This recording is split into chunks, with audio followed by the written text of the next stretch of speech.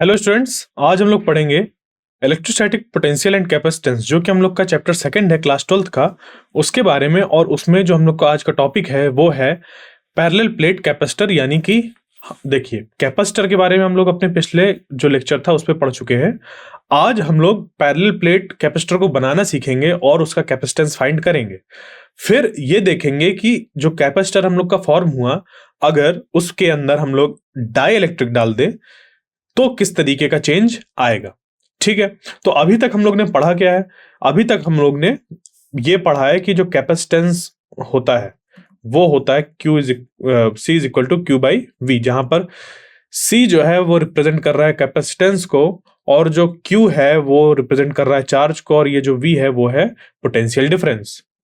ठीक है, यानी कि अगर हमें एक कैपेसिटर फॉर्म करना है जिसका कि कैपेसिटेंस C होगा, तो वो जो C है वो डिपेंड करेगा पूरी तरीके से कि वो जो हमारा कैपेसिटर है उसका शेप कैसा है, यानी कि वो किस तरीके का है, स्फेरिकल है, क्यूबिकल है, या प्लेट से मिलकर बना हुआ है, किस तरीके का है, सिलेंड्रिकल है, उसका शेप क्या है, ये उस बात पे डिपेंड करेगा, ये जो C है।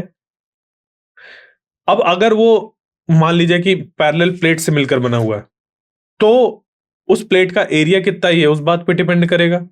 उन दो प्लेट्स के बीच की डिस्टेंस कितनी है ये उस बात पे डिपेंड करेगा। इसी तरीके से अगर स्फेरिकल है, यानी कि एक अंदर है स्फेयर और एक उसके चारों तरफ एक हॉलो स्फेयर है मेटेलिक, ये भी मेटेलिक ये भी मेटेलिक, इसको ग्राउंड कर दिया गया है और इसको किसी पोटेंशियल के साथ जोड़ा गया है, तो इन दोनों के बीच में पोटेंशियल डिफरेंस आ गया, जिसकी वजह से यहां पर एक चार्ज होल्डिंग कैपेसिटी आ जाएगी, यानी कि एक स्फेरिकल कैपेसिटर ये बन जाएगा। ठीक है, तो इस पे फिर इसके एरिया पे चीजें डिपेंड करेगी। तो बताने का मेरा यहां पर मकसद ये है कि ये जो C है वो उस कैपेसिटर में गिवन चार्ज या फिर उस पे अप्लाइड जो हमारा पोटेंशियल डिफरेंस होता है, इन दोनों पे ये C डिपेंड नहीं करता। ये पूरी तरीके से डिपेंड करता है कि जो कैपेसिटर है वो बना कैसे है। ठीक है, उसके शेप, साइज, उसके बीच में आने वाला जो डाइलेक्ट्रिक मटेरियल है, इन सब चीजों पर डिपेंड करता है ये C। ठीक है, ये कुछ वैसा ही है जैसे कि आपने अपने 10th क्लास में ओम्स लॉ पढ़ा होगा, और हम लोग अभी नेक्स्ट चैप्टर पे भी ओम्स लॉ को पढ़ेंगे। तो वहां पर ये थी डिफिनीशन हम लोग की। अगर अभी सिर्फ सिंपली छोटा सा मैं इसको लूं तो ये है कि V is equal to I R, ये हम लोग का रिलेशन था। ठीक है, ओम्स लॉ का रिलेशन ये था, जहां पर कि V by I is equal to R, और R जो है वो बता रहा है रेजिस्टेंस उस रजिस्टर का जिसमें कि V वोल्टेज लगाया गया, जिसकी वजह से I करंट फ्लो हो रहा है। ठीक है, बात समझ पे आई? तो वो जो रजिस्टर था उसके रेजिस्टेंस की बात हो रही है, और V और I लगाने से R की वैल्यू चेंज नहीं होती। सिमिलरली यहां पर भी जो C है कैपेसिटर, वो कैपेसिटर हम लोग का क्या है कि डिपेंड करेगा कि वो बना कैसे है, उसके मटेरियल कौन सा यूज हुआ, ये सब चीजों पे डिपेंड करेगा, ना कि उस पे अप्लाइड वोल्टेज और उस पे मौजूद चार्ज पर। क्लियर? तो अब हमें क्या करना है, इस डिफिनीशन से एक पैरेलल प्लेट जो हम लोग पैरेलल प्लेट कैपेसिटर जो हम लोग बनाने वाले हैं, ठीक है, समांतर पट्टिका संधारित्र जो हम लोग बनाने वाले हैं, उसका हम लोग C फाइंड करेंगे कि कैपेसिटेंस कितना निकल कर आता है। ठीक है, तो एक चीज याद रखिएगा, जैसे मान लीजिए किसी सर्किट में C को अगर हमें रिप्रेजेंट करना है, यानी कि कैपेसिटर को रिप्रेजेंट करना है, या कैपेसिटेंस वहां पर लगा हुआ है, आपको ये रिप्रेजेंट करना है, तो हम लोग क्या करते हैं, जैसे कि बैटरी का सिंबल होता है पॉजिटिव नेगेटिव, इसी तरीके से हम लोग एक सिंबल का यूज करते हैं जिसपे कि दोनों साइड्स बराबर होती हैं, ऐसे दोनों तरफ ये बराबर होती है। तो इस तरीके का जो ये बनता है इसको कहते हैं C, यानी कि कैपेसिटर का सिंबल है ये। ठीक है, यहां पर इसकी जो वैल्यू है वो कैसी है, फिक्स है। क्लियर? इसी में अगर सिर्फ और सिर्फ कैपेसिटर ही दिखाना है, पूरा सर्किट नहीं दिखाना, तो सिंबल ऐसे बन जाएगा। तो ये C का सिंबल हो गया। इसी में अगर क्या किया जाए कि ये जो कैपेसिटर है इसकी वैल्यू चेंज हो सकती है, लेट अस सपोज क्या है कि इसकी वैल्यू चेंज हो सकती है, जिसको कि हम लोग वेरिएबल कैपेसिटर कहेंगे, तो उसका जो सिंबल होगा वो ऐसा होगा कुछ। ठीक है, यहां पर हमने कैपेसिटर बनाया और उस पर ऐसे एरो लगा दिया, यानी कि उसकी वैल्यू चेंज हो सकती है। ठीक, तो ये चीज यहां तक हुई। अब इसके बाद आगे हम लोग क्या करेंगे, पैरेलल प्लेट कैपेसिटर को बनाएंगे, यानी कि उसका पूरा डेरिवेशन करेंगे और डेरिवेशन करके सी की वैल्यू फाइंड करेंगे एक पैरेलल प्लेट कैपेसिटर के लिए। तो देखिए, पैरेलल प्लेट कैपेसिटर अगर हमें बनाना है, यानी कि समांतर पट्टी का संधारित्र, तो उसको बनाने के लिए सबसे पहले हमारी रिक्वायरमेंट क्या है? इसके लिए हमें चाहिए पैरेलल प्लेट, यानी कि समांतर पट्टिका। अब ये समांतर पट्टिका से क्या मतलब है? दो हमें ऐसी प्लेट्स चाहिए जो कि एक दूसरे के पैरेलल हो। पैरेलल का मतलब कि एक दूसरे को कभी टच ना करे, इनफाइनाइट में जाके कहीं टच कर रही हो वो। यानी कि जैसे हम रेल्स होती हैं, रेलवेज में रेल्स जिनके ऊपर ट्रेन चलती है, वो दो जो रेल्स होती हैं वो कैसी होती हैं? एक दूसरे के पैरेलल होती हैं। वो एक दूसरे की कैसी होती हैं? पैरेलल होती हैं, वो मीट नहीं करती हैं, इनके बीच में हमेशा एक कांस्टेंट डिस्टेंस होती है। तो बस यहां पर जैसे कि वहां पर रेल्स होती थी, यहां पर हमें क्या ले लेना है? दो प्लेट्स ले लेनी है, एक प्लेट ऐसी और दूसरी प्लेट ऐसी। ठीक है, कुछ ऐसी, मतलब दूसरी प्लेट हो गई। क्लियर? तो ये दो जो प्लेट है, अब ये दोनों प्लेट कैसी हैं? एक दूसरे के पैरेलल है। तो यहां पर जो हम लोग का डायग्राम बनेगा वो कुछ बन जाएगा ऐसा कि ये एक प्लेट को रिप्रेजेंट कर रहा है, यानी कि ऐसे ऐसे एक प्लेट है, और ये वाला जो है ये एक दूसरी प्लेट है, कुछ इस तरीके से, या इस तरीके से मान लीजिए ऐसी प्लेट है। एक प्लेट ऐसी, एक प्लेट ऐसी। ये वाला हिस्सा जो है इतना, इस तरीके से दो प्लेट हो गई। ठीक है, इन प्लेट्स का एरिया होगा कुछ, बिल्कुल होगा ये, क्योंकि प्लेट्स कुछ ऐसी बनी होंगी यहां पर। ठीक है, इसको अगर मैं और थोड़ा सा डिफाइन करूं इसी डायग्राम को, तो ये प्लेट्स कुछ ऐसी बनी होंगी। ठीक है, कुछ इस तरीके से प्लेट बनी हुई है। अब ये जो प्लेट है, इन प्लेट का जो एरिया है वो कितना है? ए। ये हम लोग मानकर चल रहे हैं कि एरिया ए है।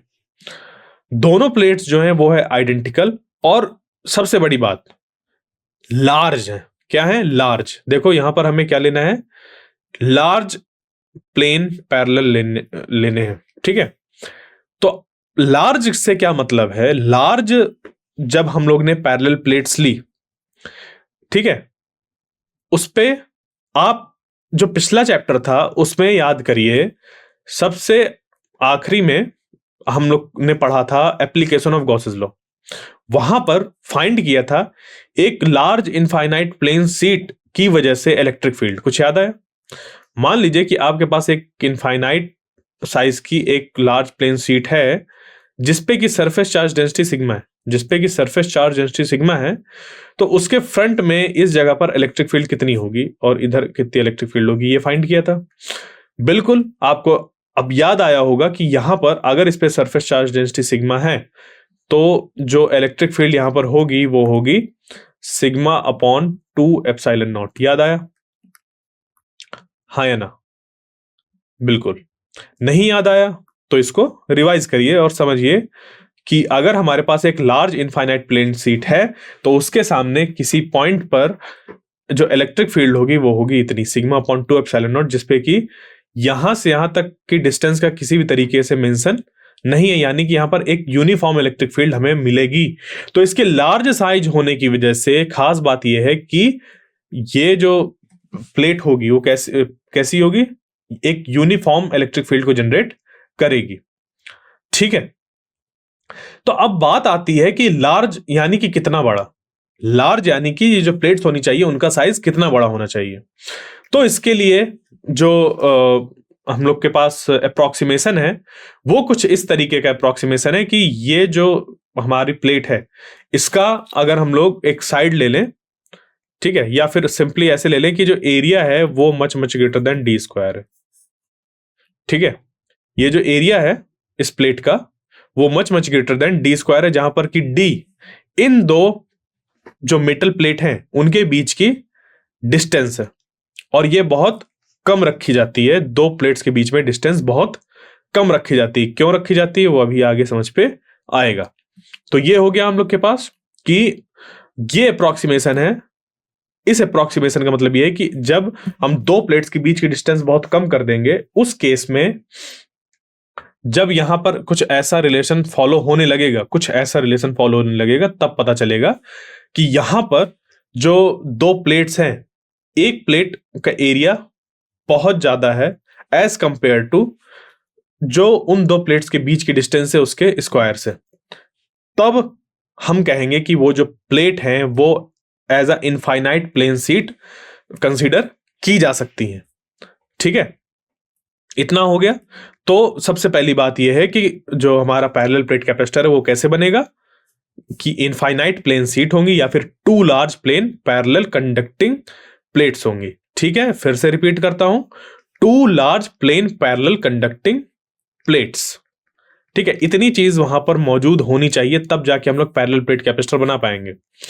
सबसे पहली बात तो कंडक्टिंग होनी चाहिए, दोनों दोनों जब कंडक्टिंग होंगी तो लार्ज साइज की होंगी। कैसी होंगी? लार्ज साइज की। और लार्ज साइज की अप्रोक्सीमेशन ये लगेगा, लार्ज साइज से क्या मतलब है। फिर उसके बाद दोनों के दोनों प्लेन जैसे होने चाहिए, एकदम प्लेन होने चाहिए, कि उनको अगर रखा जाए तो इस सीट का कोई भी पॉइंट किसी एक प्लेन के आउटसाइड लाई ना करे। ठीक है, और इनको हमें कुछ डिस्टेंस डी पर रखना है, जो कि ये जो डिस्टेंस है वो हम लोग का इस एरिया से कुछ इस तरीके अप्रोक्सीमेशन से रिलेटेड होगा। यानी कि मान लो दो प्लेट है, उनको बहुत पास रखना होगा, बट टच नहीं होनी चाहिए, बट इनके बीच में किसी भी तरीके का ज्वाइंट नहीं होना चाहिए। सबसे बड़ी बात ये ध्यान रखनी है कि इनमें किसी भी तरीके का ज्वाइंट नहीं होना चाहिए। क्लियर? तो अभी ये जो प्लेट्स मैं ऐसे दिखा रहा था, इनको सिर्फ कैसे देखेंगे, सामने तरफ से देखेंगे। मान लीजिए आप इनको ऐसे देख रहे हैं, तो जब ऐसे देखेंगे तो सिर्फ ये वाला पोर्शन दिख रहा है ना, ये वाला पोर्शन आपको नहीं दिखाई दे रहा, तो बस ये दोनों ऐसे दिखाई दे रहे हैं। क्लियर? ये चीज। तो अब यहां पर ये दो प्लेट्स हैं, इन ये माना जा रहा है कि इनका एरिया ए, इसका एरिया ए।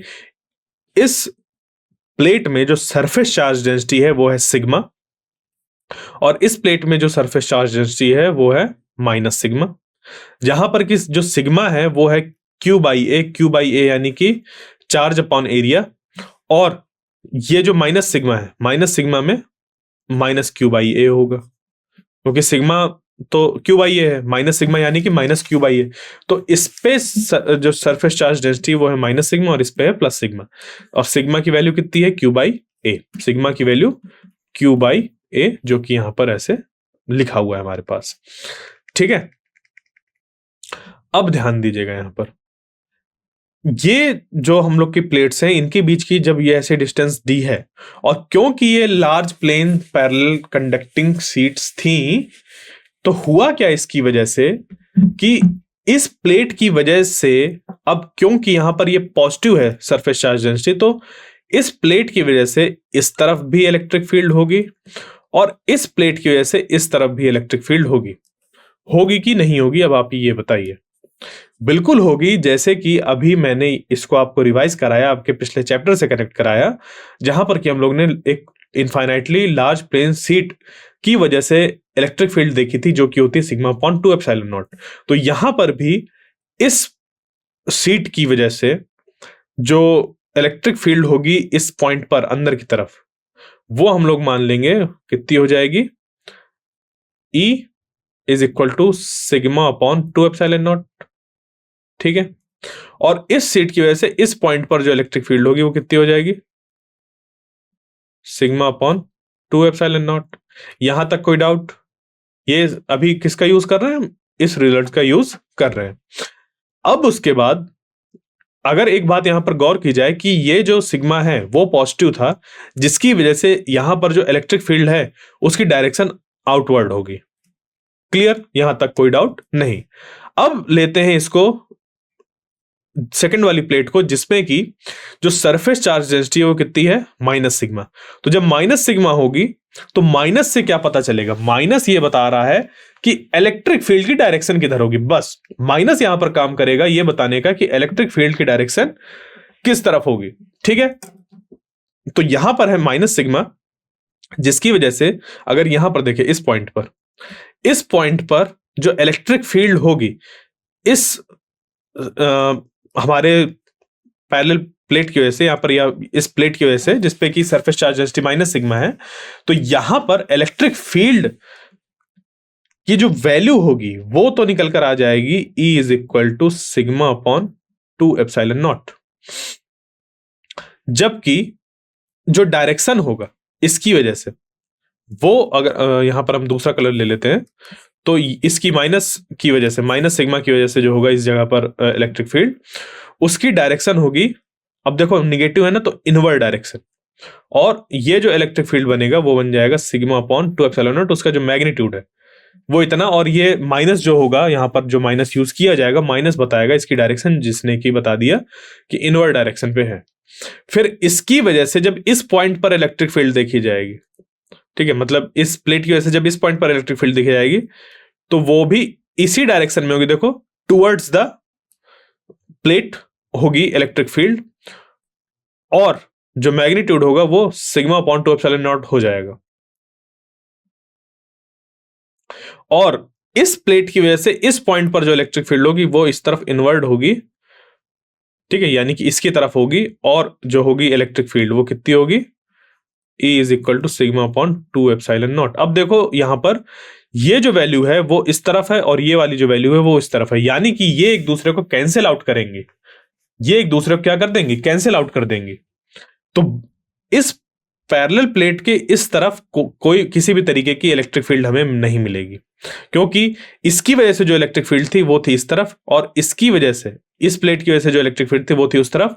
दोनों का मैग्नीट्यूड सेम, जिसकी वजह से ये एक दूसरे को कैंसिल आउट कर देंगे, और यहां पर हमें किसी भी तरीके की इलेक्ट्रिक फील्ड नहीं मिलेगी। यहां पर जो नेट इलेक्ट्रिक फील्ड मिलेगी point outside the parallel plate, वो हो जाएगा E इज इक्वल टू 0।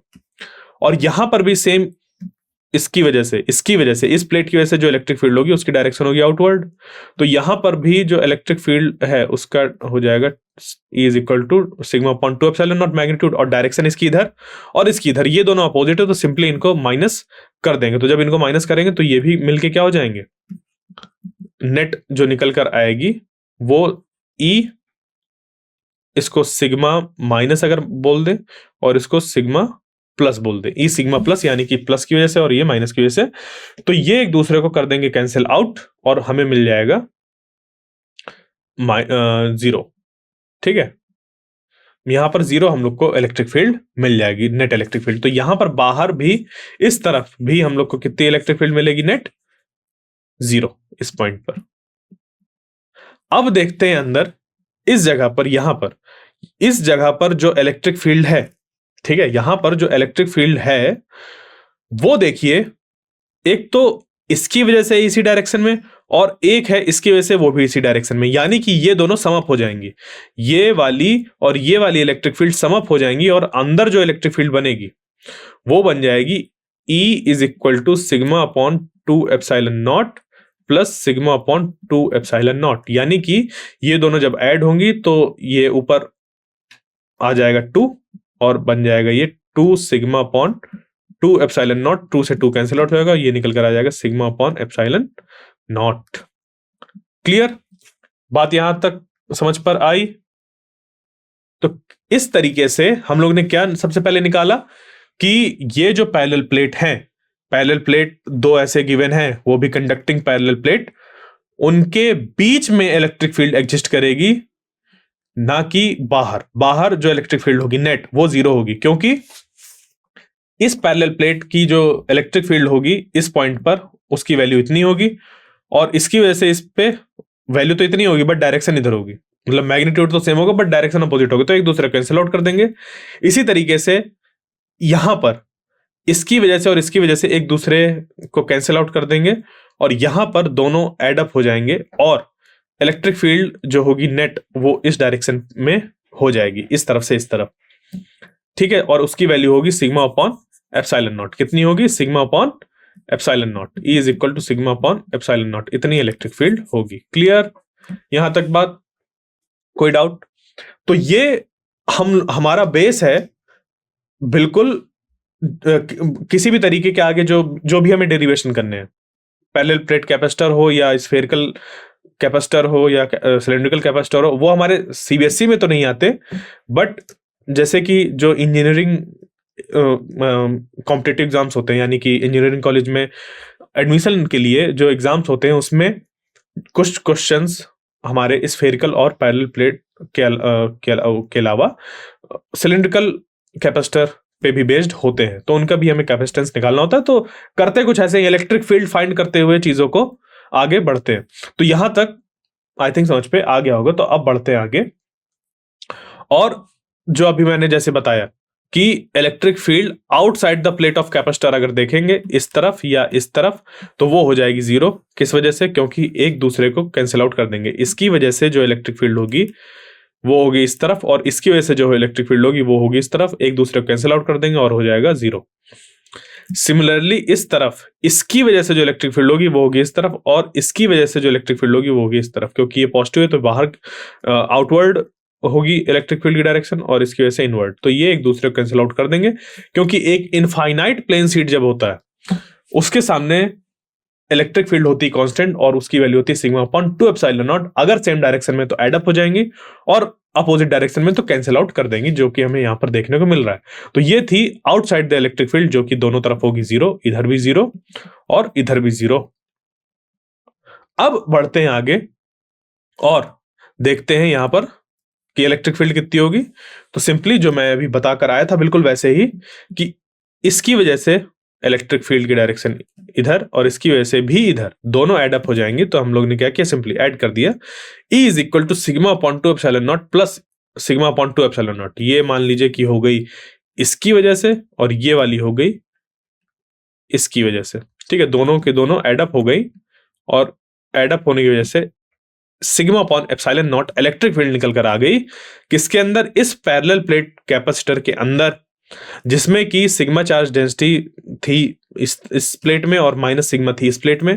इसका एरिया ए है, और इन दो जो प्लेट है उनके बीच की डिस्टेंस डी है। ठीक है, इतना हम लोग ने अभी तक पता कर लिया। अब क्योंकि सिग्मा हमारा है क्यू बाई ए, जहां पर क्यू क्या है? इस प्लेट में चार्ज, और ए है एरिया। तो sigma is equal to Q upon A, ये हो गया क्या? सरफेस चार्ज डेंसिटी का फॉर्मूला। यानी कि अगर हम इसको रिप्लेस कर दें सिग्मा को, तो ये बन जाएगा E is equal to Q by epsilon naught A. यानी कि इस पैरेलल प्लेट के अंदर जो इलेक्ट्रिक फील्ड है वो कितनी है? Q अपॉन एप्सिलॉन नॉट ए। ठीक है, यहां तक क्लियर? कोई डाउट? अब चलते हैं आगे, बट उसके पहले थोड़ा सा याद करते हैं अपने पिछले लेक्चर्स को, जहां पर कि हम लोग ने इलेक्ट्रिक फील्ड और पोटेंशियल के बीच में एक रिलेशन देखा था। अगर आपको नहीं याद है रिलेशन, तो आप ऐसे निकाल सकते हैं, 1/4 pi epsilon naught Q upon R square. ये था इलेक्ट्रिक फील्ड। यानी कि अगर मान लीजिए कि चार्ज इस जगह पर क्यू है, और इस पी पॉइंट पर हमें फाइंड करना है इलेक्ट्रिक फील्ड, तो उसका जो मैग्नीट्यूड होता है यहां से यहां तक की डिस्टेंस अगर आर है, तो वो होता है इतना। और इसी पूरे कॉन्फ़िगरेशन में इस चार्ज की वजह से इस पॉइंट पर अगर हमें पोटेंशियल देखना हो, तो वो होता है 1/4 pi epsilon naught Q upon R. यानी कि अगर गौर से देखा जाए तो इस इलेक्ट्रिक फील्ड के फॉर्मूले में ये V छुपा हुआ। कैसे? इसको अगर लिखें तो इसको लिख सकते हैं 1/4 pi epsilon naught Q upon R और 1/r। हाँ या ना? ठीक है, ये हो गया, ये 1/r कर दिया, और फिर उसके बाद इसकी जगह पर v पुट कर देंगे, यानी कि E is equal to V/r। ये निकल कर आ जाएगा। ठीक है, E is equal to V/r, ये निकल कर आ गया। यानी कि किसी जगह पर अगर हमें इलेक्ट्रिक फील्ड पता है और पोटेंशियल अगर निकालना है, अगर किसी जगह पर हमें इलेक्ट्रिक फील्ड पता है और पोटेंशियल फाइंड करना है, तो उस पे हम लोग जहां पर भी चार्ज रखा हुआ है वहां से कितनी डिस्टेंस है उस पॉइंट की, उसको मल्टीप्लाई करा दो, हमारा काम बन जाएगा। तो यहां पर ध्यान दीजिए, ये V क्या है? ये है पोटेंशियल इस पॉइंट का, जो कि इस चार्ज से r डिस्टेंस पे है। E इलेक्ट्रिक फील्ड है इस चार्ज से इस P पॉइंट पर, और R है इस चार्ज से इस P पॉइंट के बीच की डिस्टेंस। ठीक है, तो अब इस डिस्टेंस को अगर हम लोग D लिख दें तो कोई फर्क पड़ेगा? नहीं पड़ेगा, क्योंकि हमें रिप्रेजेंट करना है। तो हम इसको ऐसे भी रिप्रेजेंट कर सकते हैं, V is equal to ED। V is equal to ED represent कर सकते हैं। ठीक है, क्लियर? तो यहां पर भी हम लोग कुछ ऐसा ही चीज लगाएंगे कि अगर यहां से लेकर यहां तक जो इलेक्ट्रिक फील्ड है वो पूरी की पूरी यूनिफॉर्म है। कैसी है? यूनिफॉर्म है। तो यूनिफॉर्म इलेक्ट्रिक फील्ड होने की वजह से यहां पर जो वोल्टेज हमारा निकल कर आएगा, यानी कि यहां से यहां तक जो डिफरेंस निकल कर आएगा, वो निकल कर आएगा हम लोग का वोल्टेज डिफरेंस जो निकल कर आएगा वो हो जाएगा V is equal to ED, वो हो जाएगा V is equal to ED. तो एक चीज हमारे पास ये हो गई और दूसरी ये हो गई। अब इन दोनों का हम लोग आगे यूज करेंगे और निकालेंगे C कैपेसिटेंस, हमें कैपेसिटेंस निकालना है ना, वहां तक पहुंचना है। तो देखिए अब क्या किया, V is equal to ED, ये रिलेशन आ गया, ठीक है। और ये तब निकल कर आ रहा है जब ये जो E है वो यूनिफॉर्म है। तो लार्ज प्लेन सीट लेने की वजह से ये इलेक्ट्रिक फील्ड यूनिफॉर्म है। अगर लार्ज नहीं लेते तो यहां पर E यूनिफॉर्म नहीं होते और ये डेरिवेशन इतनी आसानी से नहीं कर पाते। तो इसी वजह से क्या हुआ कि ये जो V है, V is equal to ED, ये रख दिया।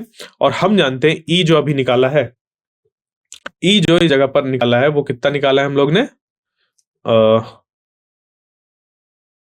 इस पॉइंट पर, ठीक है। E यहां पर हम लोग ने निकाला है Q by epsilon naught A, ठीक है, देख पा रहे हैं ये चीज, ठीक है। तो बस इसी का हम लोग यूज करेंगे और यहां पर पुट कर देंगे। तो V is equal to ED और E जो निकाला है वो है Q epsilon naught, Q by epsilon naught A, और ऊपर आ जाएगा D, यानी कि V और D आपस में रिलेट हो गए, जो कि बन गया ये। अब इसको गौर से देखिए, Q बाई V ये हमारा डिफाइंड था, Q by V is equal to C, ये डिफाइंड था, हाँ या ना, कैपेसिटेंस। तो बस यहां पर हम लोग क्या करेंगे कि इस जगह पर अरेंज कर देंगे इसको। तो जब इसको अरेंज करेंगे तो ये बन जाएगा कैसा, Q by V is equal to epsilon naught A by D, ठीक है। ये जैसे ही हम लोग ने किया तो ये देखिए ये निकल कर आ गया epsilon naught A by D, C is equal to epsilon naught A by D, जहां पर epsilon naught electrical permittivity of free space है, A है सरफेस एरिया इस प्लेट का, और D जो है वो है इन दो प्लेट्स के बीच की डिस्टेंस। यहां पर जो मटेरियल है वो है वैक्यूम या फिर एयर, यहां पर वैक्यूम है या फिर एयर, जिसका कि डाइलेक्ट्रिक कांस्टेंट हम लोग का 1 है। कितना है, 1 है डाइलेक्ट्रिक कांस्टेंट, ठीक है।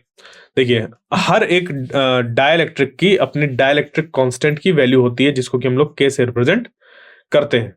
जैसे कि एयर का है 1.008, ठीक है, 1.008, तो वो नियर अबाउट हम लोग वैक्यूम के बराबर ही लेते हैं। तो एयर का डाइलेक्ट्रिक कांस्टेंट लें तो वो लगभग वैक्यूम के बराबर ही मानकर चलते हैं।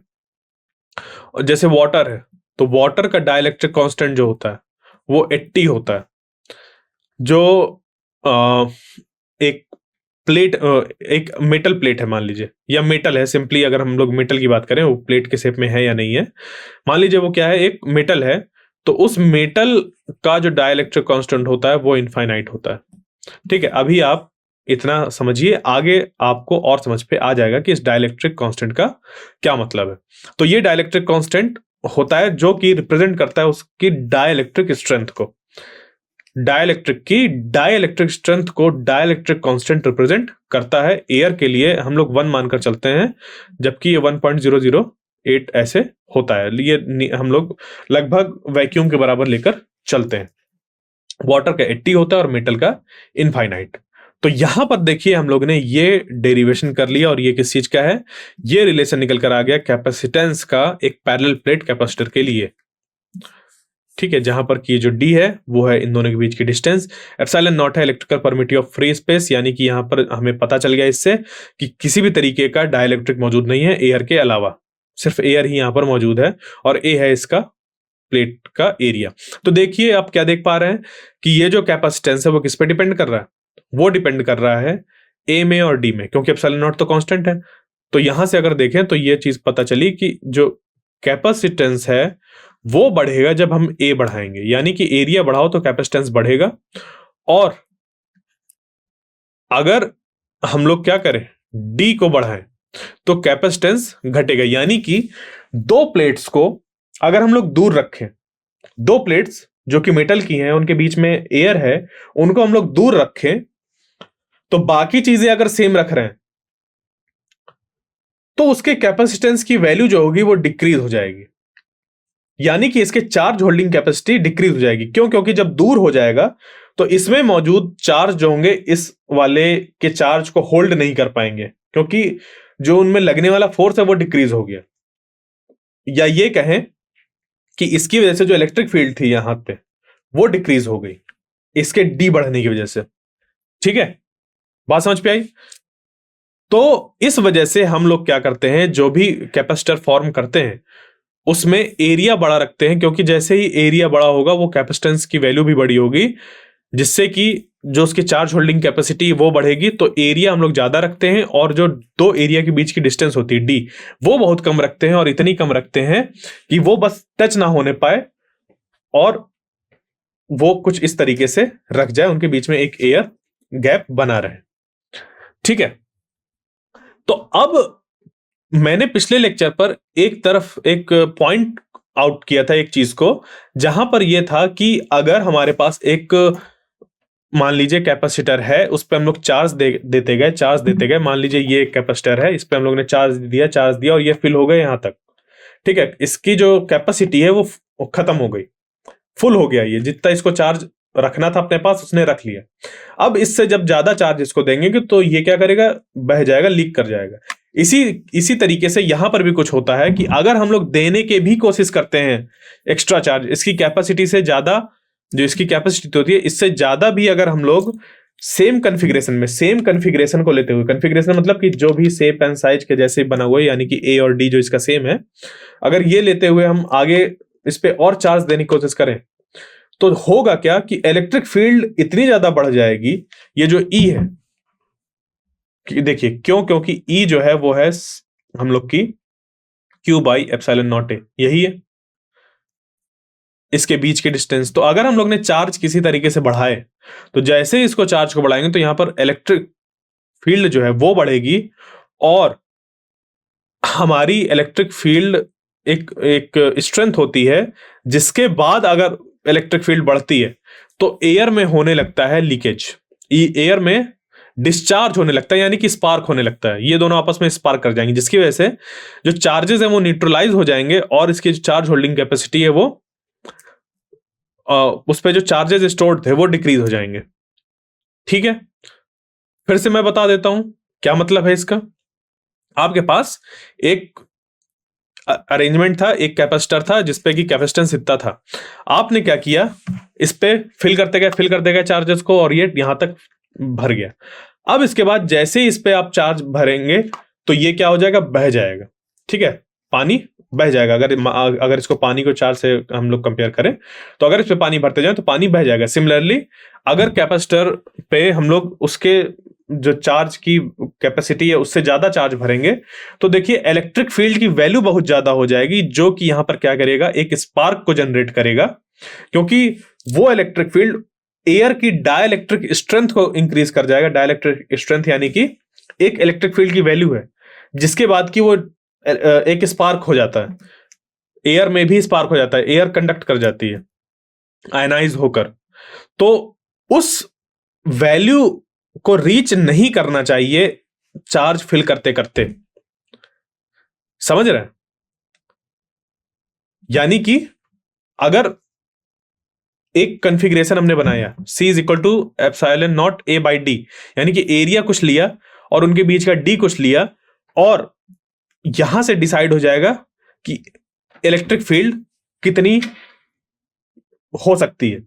ठीक है, अब उससे ज्यादा जैसे इलेक्ट्रिक फील्ड होगी, उस वैल्यू से ज्यादा जो चार्ज होगा वो लीक कर जाएगा, और जैसे ही चार्ज लीक कर जाएगा तो इसके जो चार्जेस हैं, अब थोड़ा सा लीक हुआ उसके साथ साथ और भी चीजें डिस्चार्ज हो जाएंगी, जिससे कि जो इसकी इस पे स्टोर्ड चार्ज थे उनकी वैल्यू डिक्रीज हो जाएगी। तो हमें ऐसा कैपेसिटर नहीं चाहिए जिसकी हम लोग वैल्यू अगर और उस पे मतलब चार्ज रखना चाहें तो वो क्या करे, चार्जेस को डिस्चार्ज कर दे। ऐसा हमें कैपेसिटर नहीं चाहिए। तो अगर हमें सेम एरिया और सेम डी पर इसकी कैपेसिटी बढ़ानी है, यानी कि इसका कैपेसिटेंस बढ़ाना है, तो हम लोग क्या कर सकते हैं? तो ये बात समझिए कि ये जो चार्जेस निकल रहे हैं इससे ये डाइलेक्ट्रिक स्ट्रेंथ को जो रीच कर रहे हैं वो किस वजह से, इलेक्ट्रिक फील्ड की वजह से। कि हम लोग जब चार्ज बढ़ाते हैं तो इलेक्ट्रिक फील्ड अपनी एक वैल्यू को रीच कर जाता है, जिसके बाद जो ये जो चार्जेस होते हैं वो लीक कर जाते हैं, एयर में लीक कर जाते हैं, यानी कि उस पर स्पार्क हो जाता है। तो हम किसी तरीके से जो इलेक्ट्रिक फील्ड की एक लिमिटिंग वैल्यू है, इलेक्ट्रिक फील्ड को उससे ज्यादा होने ही ना दें। ठीक है, उससे ज्यादा इलेक्ट्रिक फील्ड को होने ही ना दें। अब ये कैसे पॉसिबल है? ठीक है, मतलब सेम कॉन्फ़िगरेशन में जहां पर कि इलेक्ट्रिक फील्ड अपनी मैक्सिमम वैल्यू को रीच कर रही है, चार्ज सेम होते हुए भी इलेक्ट्रिक फील्ड की वैल्यू को डिक्रीज कर दें, तो अब खेल आता है डाई इलेक्ट्रिक का। किसका खेल आता है? डाई इलेक्ट्रिक मटेरियल्स का। पिछले लेक्चर में मैंने बताया था कि अगर हम लोग के पास एक डाई इलेक्ट्रिक है, ठीक है, अगर एक डाई इलेक्ट्रिक है और उसमें एक्सटर्नल इलेक्ट्रिक फील्ड लगाई जाए, तो ये जो डाई इलेक्ट्रिक होता है, इस पे एक इलेक्ट्रिक फील्ड इंड्यूस हो जाती है अपोजिट डायरेक्शन में, जो कि अप्लाइड इलेक्ट्रिक फील्ड को कैंसिल आउट करती है। कंप्लीटली नहीं करती, बट थोड़ा सा रिड्यूस कर देती है। ठीक है, कैंसिल आउट नहीं बोलेंगे इसको, रिड्यूस बोल सकते हैं कि रिड्यूस कर देती है अप्लाइड इलेक्ट्रिक फील्ड को। तो अगर ई नॉट अप्लाइड इलेक्ट्रिक फील्ड है हम लोग की, और जो इंड्यूस्ड है वो है ई एन, तो यहां पर जो E naught minus E I N होगा वो नॉट इक्वल टू जीरो होगा, यानी कि ये जीरो के बराबर नहीं निकल कर आएगा। ठीक है, यानी कि एक दूसरे को ये कंप्लीटली कैंसिल आउट नहीं करेंगे। तो यहां पर क्या हुआ, देखिए अब समझिएगा ध्यान से, बहुत ध्यान से, कि ये जो इलेक्ट्रिक फील्ड यहां पर अगर ये जो डाइलेक्ट्रिक है इसको उठाकर हम लोग पुट कर दें इस कैपेसिटर के अंदर। ठीक है, ये जो हमारा डाइलेक्ट्रिक है, अगर इसको पुट कर दें इस कैपेसिटर के अंदर, तो क्या होगा? समझिएगा कि ये जो कैपेसिटर है इस पे चार्जेस अपनी मैक्सिमम वैल्यू तक पहुंच गए, यानी कि उससे ज्यादा अगर करेंगे तो इलेक्ट्रिक फील्ड की स्ट्रेंथ ज्यादा हो जाएगी और यहां पर एक स्पार्क हो जाएगा। ठीक है, तो इलेक्ट्रिक फील्ड को अगर मैं इससे रिप्रेजेंट कर रहा हूं कि ये अपनी मैक्सिमम वैल्यू पर रीच कर गई है इलेक्ट्रिक फील्ड, किस वजह से? जब यहां पर चार्जेस अपनी मैक्सिमम वैल्यू को रीच कर गए हैं। ठीक है, और ये कैसे लिमिट हो रहे हैं? ये लिमिट हो रहे हैं इस इलेक्ट्रिक फील्ड की वजह से, क्योंकि जैसे इस पे और एक्स्ट्रा चार्ज डालेंगे तो इलेक्ट्रिक फील्ड बढ़ जाएगी, क्योंकि देखिए चार्ज बढ़ने से इलेक्ट्रिक फील्ड बढ़ जाएगी। और एयर की एक प्रॉपर्टी होती है जिसपे कि एक लिमिट तक ही दो चीजों के बीच में इलेक्ट्रिक फील्ड जब है उस लेवल तक, तभी तक वो क्या करती है? रुकती है, वरना उसके बाद फिर वो डिस्चार्ज हो जाती है, जिसको कि हम लोग एयर की डाई इलेक्ट्रिक स्ट्रेंथ कहते हैं। ठीक है, तो हमें सबसे ज्यादा ध्यान क्या देना है कि इलेक्ट्रिक फील्ड की वैल्यू कम हो जाए बिना चार्ज को कम किए। ठीक है, तो ये कैसे पॉसिबल है? अगर हम किसी तरीके से अपोजिट डायरेक्शन में इलेक्ट्रिक फील्ड लगा दें बिना किसी चार्ज को चेंज किए हुए, यहां पर किसी भी तरीके के चार्ज को बिना चेंज किए हुए अगर हम लोग अपोजिट डायरेक्शन में इलेक्ट्रिक फील्ड लगा दें, तो यहां पर अंदर इसके जो नेट इलेक्ट्रिक फील्ड होगी वो डिक्रीज हो जाएगी। तो इसको करने का सबसे आसान तरीका है कि एक डाई इलेक्ट्रिक को प्लेस कर दिया जाए इसके अंदर। वो डाई इलेक्ट्रिक क्या करेगा? ध्यान से समझिएगा, वो डाई इलेक्ट्रिक क्या करेगा, क्योंकि डाई इलेक्ट्रिक की प्रॉपर्टी होती है कि जैसे ही उसको इलेक्ट्रिक फील्ड में प्लेस किया जाता है, ठीक है, अब इलेक्ट्रिक फील्ड की डायरेक्शन है इधर, इस तरफ, तो इस डाई इलेक्ट्रिक में इंड्यूस होते हैं डाइपोल मोमेंट, जो कि जनरेट करते हैं दो सरफेस चार्ज डेंसिटी को। इसके अंदर इस तरफ पॉजिटिव इस पे जनरेट होगा और इस तरफ निगेटिव। ठीक है, और ये मैं अपने पिछले लेक्चर में अच्छे से बता चुका हूं कैसे होता है। ये होता है जिसकी वजह से जो इसके अंदर एक इंड्यूस्ड इलेक्ट्रिक फील्ड आएगी और उसकी डायरेक्शन होगी कुछ इस तरफ। तो जैसे ही डायरेक्शन इस तरफ होगी तो देखो इलेक्ट्रिक फील्ड की वैल्यू जो थी वो घट गई, क्योंकि जो इसकी रिजल्टेंट वैल्यू है वो क्या हो गई? घट गई। बात समझ पे आई? यानी कि हमने इस प्लेट में मौजूद जो चार्जेस थे उनको बिना घटाए हुए इस के अंदर जो नेट इलेक्ट्रिक फील्ड थी उसको डिक्रीज कर दिया, एक डाई इलेक्ट्रिक मीडियम को इंट्रोड्यूस करा के, उसके अंदर एक डाई इलेक्ट्रिक को इंट्रोड्यूस करा के हम लोग ने इलेक्ट्रिक फील्ड की वैल्यू डिक्रीज कर दी। और ये वही इलेक्ट्रिक फील्ड है जो कि रिस्पॉन्सिबल थी यहां पर एक स्पार्क को जनरेट होने में, यानी कि डाइलेक्ट्रिक स्ट्रेंथ को रीच करने में, एयर की डाइलेक्ट्रिक स्ट्रेंथ को रीच कर जा रही थी इलेक्ट्रिक फील्ड। तो हम लोग ने क्या किया? इलेक्ट्रिक फील्ड को ही डिक्रीज कर दिया बिना इस प्लेट के चार्जेस को कम किए हुए। यानी कि हमारे पास और कैपेसिटी आ गई चार्जेस को स्टोर करने की, क्योंकि देखिए समझिएगा, यहां पर जो एक्सटर्नल इलेक्ट्रिक फील्ड थी उसकी वैल्यू जितनी थी उतनी ही थी, बट ये जो थी इंड्यूस्ड इलेक्ट्रिक फील्ड उसने यहां पर नेट इलेक्ट्रिक फील्ड को डिक्रीज कर दिया, और नेट इलेक्ट्रिक फील्ड डिक्रीज होने की वजह से हमारे पास वो जो लिमिट थी कि इससे ज्यादा इलेक्ट्रिक फील्ड की वैल्यू नहीं होनी चाहिए। ठीक है, समझिएगा, इसको मैं विजुलाइज कराता हूं क्या मतलब है इसका।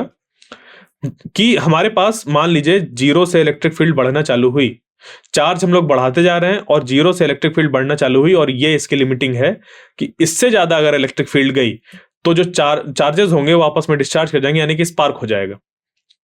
तो जब हम लोग ने यहां पर इसके अंदर इंट्रोड्यूस कराया किसको, डाई इलेक्ट्रिक को, तो उसकी वजह से जो नेट इलेक्ट्रिक फील्ड थी उसकी वैल्यू इस लिमिटिंग इलेक्ट्रिक फील्ड से कम हो गई। ठीक है, उसकी इलेक्ट्रिक फील्ड की वैल्यू कम हो गई, और जो क्यू की वैल्यू थी वो सेम रही। यहां पर जो क्यू की वैल्यू थी, चार्ज की वैल्यू, वो सेम रही। ठीक है, तो इससे क्या हुआ, जो इसकी चार्ज होल्डिंग कैपेसिटी है वो बढ़ गई, क्योंकि अब हमारे पास फिर से इतना रेंज आ गया कि जब हम यहां पर चार्ज बढ़ाएंगे तो उससे जो एक्सटर्नल अप्लाइड इलेक्ट्रिक फील्ड है वो बढ़ेगी, बट क्योंकि उसके साथ साथ जो यहां पर इंड्यूस्ड इलेक्ट्रिक फील्ड है वो बढ़ेगी और वो इसको कैंसिल आउट करेगी, तो हमारे पास थोड़ी सी और आ जाती है क्या, कैपेसिटी, एरिया और डी को सेम रखते हुए जब हम लोग यहां पर क्या इंट्रोड्यूस करते हैं, एक डाई इलेक्ट्रिक को इंट्रोड्यूस करते हैं। तो अब कैसे करते हैं, क्या होता है, उसका प्रॉपर डेरिवेशन देखते हैं। तो देखिए, इसके पहले थोड़ा सा बात करते हैं इसके यूनिट 1 फैराड। हमने पिछली बार अपने पिछले लेक्चर पर एक बात कही थी कि जो 1 फैराड वैल्यू होती है, ठीक है, 1 फैराड जो वैल्यू होती है कैपेसिटेंस की वो बहुत बड़ी होती है। क्या होती है, बहुत बड़ी होती है। कैसे बड़ी होती है बताते हैं। उसके पहले थोड़ा सा इसको लेते हैं कि अगर मान लीजिए कि एक हमारे पास प्लेट है जिसका कि एरिया 1 मीटर स्क्वायर है, यानी कि हमने दो ऐसे प्लेट्स ली, इसका एरिया 1 मीटर स्क्वायर और दूसरी प्लेट ली जिसका एरिया 1 मीटर स्क्वायर। ठीक है, और इनके बीच की जो डिस्टेंस है वो 1 mm है, यानी कि ये एकदम पास पास रखी हुई है, यानी कि दो प्लेट्स जिनका की जो एरिया है वो है 1 मीटर स्क्वायर, और ये इतना दूर ना होकर ये एकदम पास पास है। कितनी एकदम पास पास है, कितना पास है, 1 mm अपार्ट।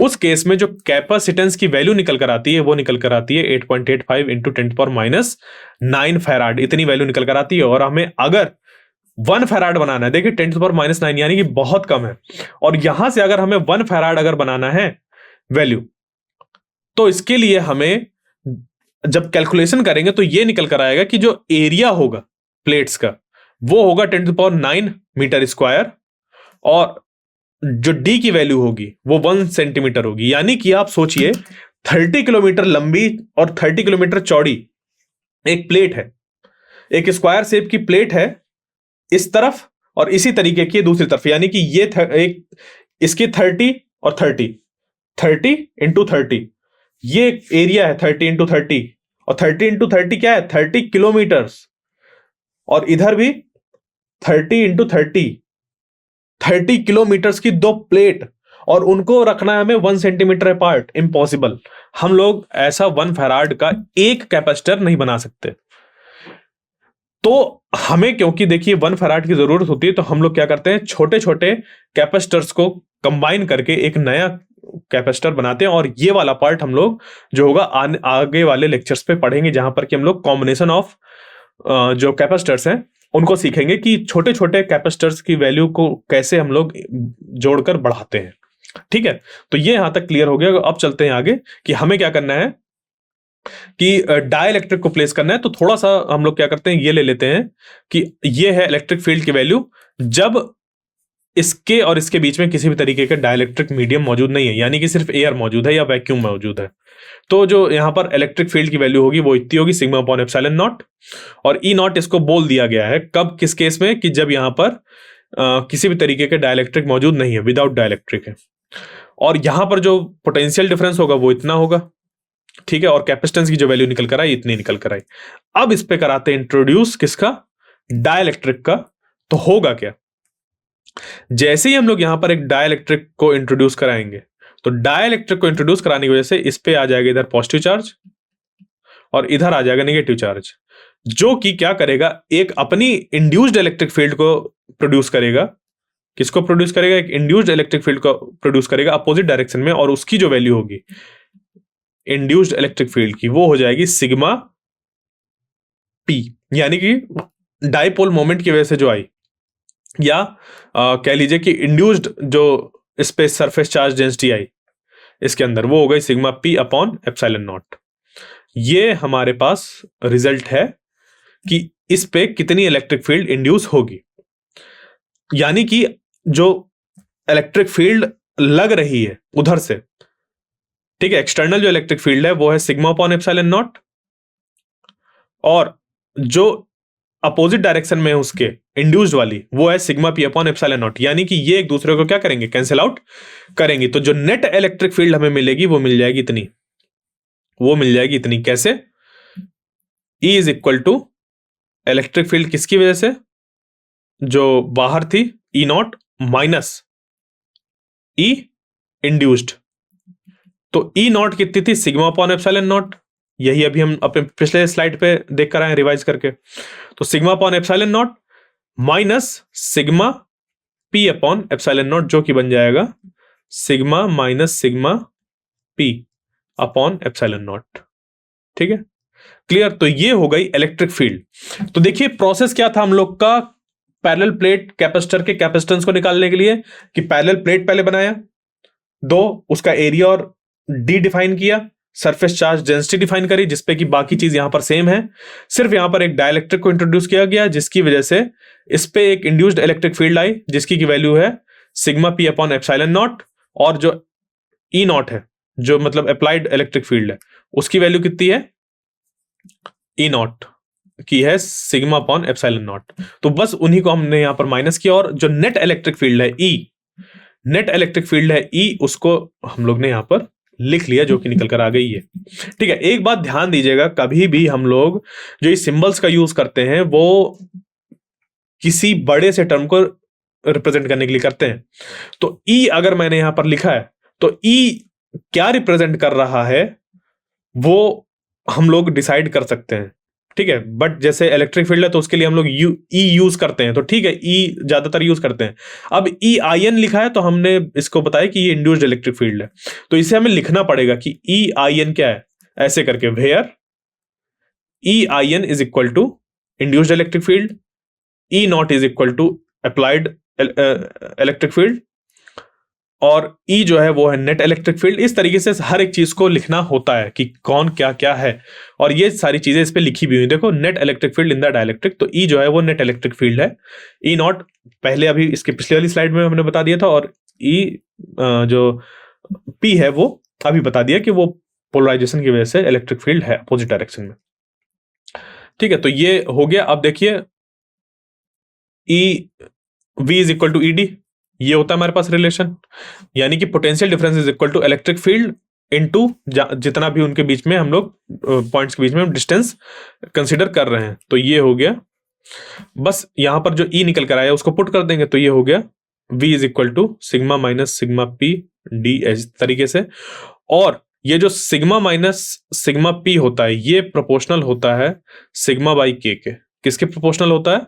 सिग्मा बाई के, जहां पर की जो के है, जहां पर जो के है वो क्या है, वो है डाइलेक्ट्रिक कांस्टेंट। ध्यान से समझिएगा कि ये जो सिग्मा माइनस सिग्मा पी है वो प्रोपोर्शनल है सिग्मा बाई के। सिग्मा जहां पर क्या है, इसकी surface charge density, sigma P है यहां पर जो डाइलेक्ट्रिक था, उस डाइलेक्ट्रिक में इंड्यूस्ड जो सरफेस चार्ज डेंसिटी थी पोलराइजेशन की वजह से, वो वाली सरफेस चार्ज डेंसिटी थी। तो ये जो सिग्मा माइनस सिग्मा पी है, इसकी वैल्यू हम लोग ये हमारी निकल कर आती है। ठीक है, तो ये बन गया सिग्मा बाई के, यानी कि इसकी जगह पर हम लोग सिग्मा बाई के लिख सकते हैं। तो ये हो गया v is equal to sigma by K D epsilon naught. ठीक है, तो v इज इक्वल टू हमें ये मिल गया। और अब ये जो सिग्मा है, सिग्मा को हम लोग लिख सकते हैं q यहां पर, और q बाई ए लिख सकते हैं, और के पहले से ही है एप्सिलॉन नॉट, और ये a, तो ये बन गया ये। अब q बाई v निकाल लेंगे यहां से, तो K epsilon naught A by D is equal to Q by V, और Q बाई V यानी कि C। तो ये निकल कर आ गया कैपेसिटेंस। कब? जब एक डाइलेक्ट्रिक को प्लेस किया जिसका कि डाइलेक्ट्रिक कांस्टेंट K है। क्या है? डाइलेक्ट्रिक कांस्टेंट K है। जैसे कि एयर का 1.008 होता है, और जो वाटर होता है उसका 80 होता है, वैक्यूम का हमारा 1 होता है, और जो मेटल का होता है वो इनफाइनाइट होता है। तो इस तरीके से हर मटेरियल के अपना डाइलेक्ट्रिक कांस्टेंट की वैल्यू होती है। ठीक है, तो ये हम लोग ने क्या निकाल लिया? ये निकाल लिया कैपेसिटेंस की वैल्यू जब एक डाइलेक्ट्रिक को प्लेस कर दिया। अब यहां से ध्यान से देखिएगा कि जो C है वो अब किस किस चीजों पे डिपेंड कर रहा है। तो देखिए ये हम लोग का निकल कर आ गया है जो नया कैपेसिटेंस है इस पूरे अरेंजमेंट का, कि A सेम है, जो एरिया है इस प्लेट का वो सेम है, इनके बीच की डिस्टेंस सेम है, बस इसके बीच में जो एयर थी उसको रिप्लेस कर दिया पूरा का पूरा एक डाइलेक्ट्रिक से, जिसके की डाइलेक्ट्रिक जो स्ट्रेंथ है वो है K, या डाइलेक्ट्रिक कांस्टेंट जो है वो है K। तो उस केस में जो इसकी कैपेसिटेंस की वैल्यू है वो क्या हो गई? बढ़ गई। कि वो क्या हो गई? बढ़ गई। और ये क्यों बढ़ी? क्योंकि जैसे ही हम लोग ने डाइलेक्ट्रिक को प्लेस किया था तो उसने क्या किया, जो यहां पर इलेक्ट्रिक फील्ड मौजूद थी उसकी वैल्यू को डिक्रीज कर दिया, क्योंकि उसने अपनी अपोजिट डायरेक्शन में एक इलेक्ट्रिक फील्ड लगा दी थी, और नेट इलेक्ट्रिक फील्ड यहां पर 0 हो गई, जो कि जो लिमिटिंग केस था, यानी कि लिमिट कर रही थी वैल्यू इलेक्ट्रिक फील्ड की, उससे ज्यादा वैल्यू नहीं होनी चाहिए, उससे डिक्रीज हो गई। तो हम लोग और चार्जेस को पुट कर सकते हैं फिर यहां पे, क्योंकि हम लोग जानते हैं कि जो E यहां पर है वो डायरेक्टली प्रोपोर्शनल टू Q होगी। जैसे जैसे चार्ज बढ़ाएंगे इलेक्ट्रिक फील्ड बढ़ेगी, और इलेक्ट्रिक फील्ड की एक वैल्यू होती है जिसके बाद जो एयर है वो स्पार्क जनरेट कर देती है, जिसको कि हम लोग डाइलेक्ट्रिक स्ट्रेंथ कहते हैं। तो उस वैल्यू से हम लोग इलेक्ट्रिक फील्ड की वैल्यू कम कर लेते हैं विदाउट चेंजिंग Q, मतलब Q की वैल्यू चेंज ना होते हुए इसकी वैल्यू कम कर देते हैं। कैसे? एक डाइलेक्ट्रिक को प्लेस करके, जो कि अपने अंदर एक अपोजिट डायरेक्शन में इलेक्ट्रिक फील्ड को जनरेट करता है। तो जो यहां पर चार्जेस मौजूद है, मान लीजिए कि इतने चार्ज मौजूद थे डाइलेक्ट्रिक को प्लेस करने के पहले, ठीक है, तो इतने ही चार्ज मौजूद रहेंगे डाइलेक्ट्रिक को प्लेस करने के बाद, और इनमें और जगह बन जाएगी कि और चार्जेस आ सकते हैं। ठीक है, इनमें और जगह बन जाएगी कि और चार्जेस आ सकते हैं। ठीक है, उस डाइलेक्ट्रिक को प्लेस करने के बाद, क्योंकि अब जो इलेक्ट्रिक फील्ड की वैल्यू है वो हो गई कम, तो यहां पर और चार्जेस बढ़ा दो, जिसकी वजह से इलेक्ट्रिक फील्ड की वैल्यू फिर से उसी लेवल तक पहुंच जाए, अपनी डाइलेक्ट्रिक स्ट्रेंथ तक पहुंच जाए। क्लियर? तो ये होता है जब हम लोग डाइलेक्ट्रिक को प्लेस करते हैं किसके अंदर? एक कैपेसिटर के अंदर, तो जो कैपेसिटेंस होता है वो बढ़ जाता है, जो कैपेसिटी होती है वो बढ़ जाती है। ठीक है, तो ये फॉर्मूला निकल कर आ गया। देखिए, तो यहां पर जो मटेरियल हम लोग यूज करेंगे उसके डाइलेक्ट्रिक कांस्टेंट की वैल्यू जितनी ज्यादा होगी, ये कैपेसिटेंस उतना ज्यादा होगा, ये यहां पर कैपेसिटेंस उतना ज्यादा होगा। ठीक है, क्लियर यहां ये बात? तो जो कैपेसिटेंस है वो A पे डिपेंड करेगा, D पे डिपेंड करेगा, K पे डिपेंड करेगा, जहां पर कि K है डाइलेक्ट्रिक कांस्टेंट, A है एरिया ऑफ प्लेट, और D है डिस्टेंस बिटवीन प्लेट्स। तो इस तरीके से हमें कुछ लिखना होता है आखिरी में कि कौन क्या क्या है। देखिए, Q है चार्ज, ठीक है, चार्ज ऑन द प्लेट्स, ये सारी चीजें मेंशन करनी। तो C है होता है कैपेसिटेंस। ठीक है, इस तरीके से जब चीजें लिखते हैं तब हम लोग कह सकते हैं कि ये किसको रिप्रेजेंट कर रहा है, ये किसको रिप्रेजेंट कर रहा है, वरना तो फिर वो अंडरस्टैंडिंग की बात आ जाएगी। बट जब हम लोग कोई डेरिवेशन करते हैं तो ये सब चीजों को मेंशन करना जरूरी होता है। ठीक है, तो अब क्या करेंगे हम लोग, ये हम लोग ने चीजें देख ली। तो देखिए, ये जो K है डाइलेक्ट्रिक कांस्टेंट, इसका मतलब ये है सिंपली कि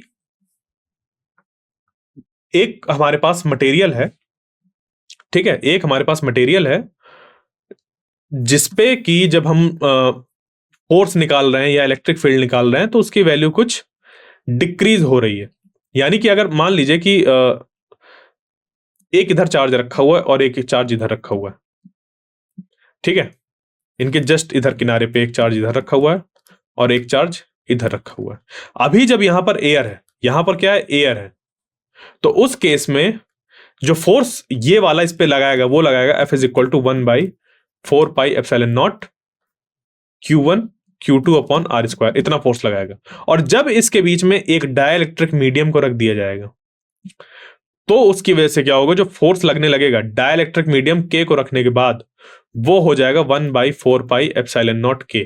तो ये ध्यान दीजिएगा कि ये जो के है डाइलेक्ट्रिक कांस्टेंट, वो हमेशा एप्सिलॉन नॉट के साथ मल्टीप्लाई में आता है जब उसका इंट्रोडक्शन होता है, यानी कि जब वो आता है यहां पर किसी भी सिचुएशन में आता है वो, कि डाइलेक्ट्रिक रख रहे हैं दो चार्जेस के बीच में या कहीं पर भी ऐसा कुछ, तो इस फॉर्मूले में वो एप्सिलॉन नॉट के साथ मल्टीप्लाई होता है। तो यहां से क्या बन जाएगा, Q1 Q2/r²।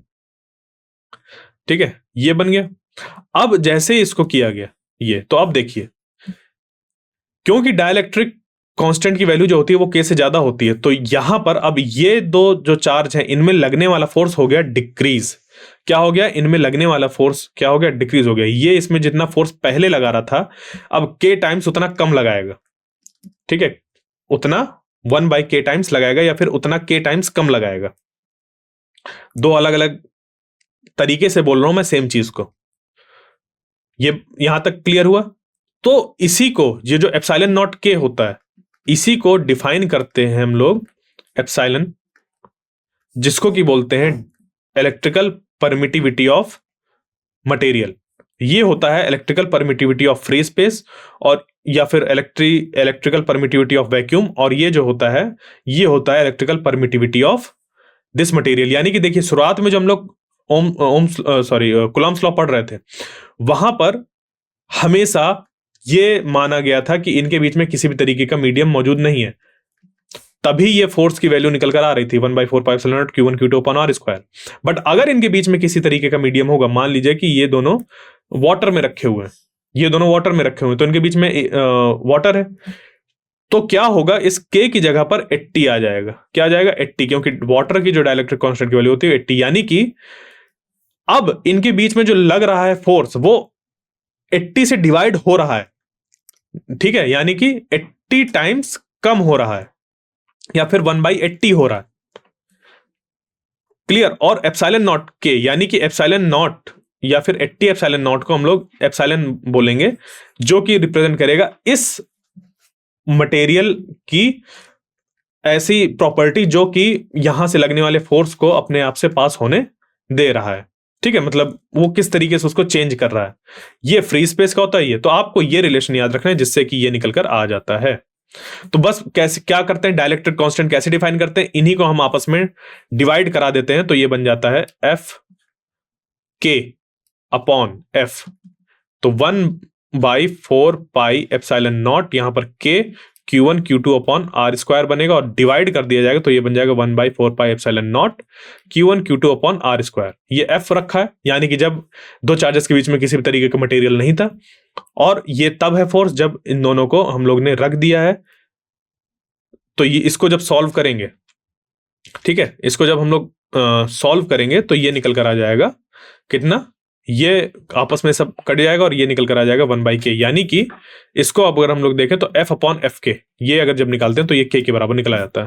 यानी कि इसको हम लोग इनवर्स ले सकते हैं, रेशियो इसका रेसिप्रोकल सिंपली इस तरीके से लेंगे, F/Fk जब करेंगे, यानी कि दो चार्जेस के बीच में लगने वाला फोर्स जब इनके बीच में किसी तरीके का मटेरियल नहीं था, डिवाइडेड बाई इन दोनों के बीच में लगने वाले फोर्स को मेजर करो और इनका रेशियो लो, तो ऊपर वाले का जो फोर्स निकल कर आएगा वो भाई ये होगा Q1 Q2/r², और नीचे वाले का जो होगा वो होगा 1/4πε0 K Q1 Q2/r²। तो बाकी सारी चीजें कैंसिल आउट हो जाएंगी, और 1/1 डिवाइडेड बाई 1/k, तो ये k चला जाएगा ऊपर और ये k बराबर आ जाएगा बाहर।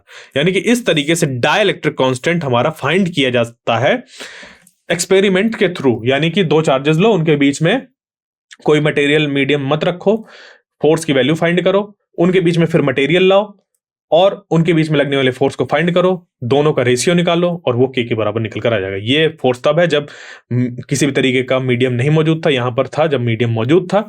इसको हम लोग ने किया और आंसर हम लोग का निकल कर आ गया के बराबर। ठीक है, तो यहीं से हम लोग का ये इसी को जब अगर एप्सिलॉन नॉट साथ में रख के हम लोग रेशियो निकालें तो भी हम लोग का वो चीज निकल कर आ जाएगी। तो ये सिंपली आपको याद रखना है कि epsilon is equal to epsilon naught K. Material का बनेगा वैक्यूम और उसके मटेरियल की डाइलेक्ट्रिक कांस्टेंट का मल्टीप्लाई करके। तो ये है परमिटिविटी ऑफ मीडियम और ये है परमिटिविटी ऑफ फ्री स्पेस। तो वैक्यूम के लिए k इक्वल टू 1 होता है और डाइलेक्ट्रिक्स के लिए k की वैल्यू हमेशा ज्यादा होती है। तो जैसे ही k की वैल्यू ज्यादा होगी, तो क्योंकि c इज इक्वल टू है epsilon naught k a by D, या फिर c is equal to k epsilon naught a by D, तो k बढ़ने के साथ साथ डाइलेक्ट्रिक कांस्टेंट की वैल्यू बढ़ने के साथ साथ a की वैल्यू भी क्या होती जाएगी, जो c की वैल्यू है वो भी बढ़ती जाएगी। ठीक, क्लियर? तो अगर हम लोग कैपेसिटेंस के टर्म्स पे निकालें k की वैल्यू, तो देखो जब डाइलेक्ट्रिक मीडियम मौजूद नहीं था तो जो कैपेसिटेंस की वैल्यू थी वो कितनी थी, epsilon naught a by D. जब दो प्लेट्स के बीच में किसी भी तरीके का मटेरियल मौजूद नहीं था, यानी कि दो प्लेट्स थी ऐसी सिर्फ, उस केस में जो हम लोग का कैपेसिटेंस की वैल्यू थी वो थी ये, यहां पर a है इसकी वैल्यू और d है इन दोनों के बीच की वैल्यू।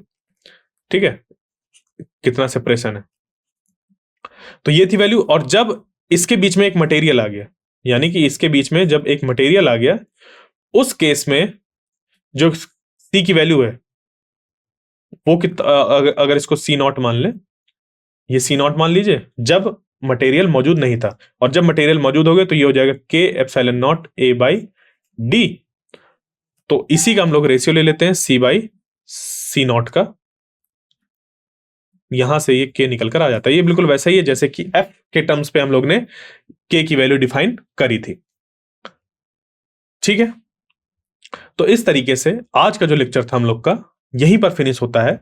अब इसके अगले लेक्चर में, जैसे अभी हम लोग ने क्या किया था, ये जो डाइलेक्ट्रिक मटेरियल था ये पूरे स्पेस में फिल कर दिया था। ये क्या किया था, पूरे स्पेस में फिल कर दिया था, यानी कि हर एक जगह पर इसके अंदर प्लेट्स के बीच में हर जगह, जैसे मान लीजिए कि ये डाइलेक्ट्रिक मटेरियल है, इसको मैंने हर जगह ऐसे रख दिया, ये दो प्लेट है, ये वाली प्लेट है, ये प्लेट है, इसके प्लेट के बीच में हर जगह इसको रख दिया था। बट दूसरा कॉन्फ़िगरेशन जो आगे हम लोग पढ़ेंगे वो ऐसा होगा कि पूरे प्लेट की बजाय हम लोग क्या कर रहे हैं, जो अंदर स्पेस है उस पे वैक्यूम भी छूटा है थोड़ा सा, और कुछ डिस्टेंस पर ये रखा हुआ है। यानी कि अगर मैं इसको बनाऊं, इसका डायग्राम, तो कुछ बनेगा ऐसा कि ये मान लीजिए दो प्लेट्स हैं। आज जो हम लोग ने पढ़ा है वहां पर डाइलेक्ट्रिक को पूरा कुछ इस तरीके से फिल कर दिया है, एकदम बिना कुछ स्पेस छोड़े हुए।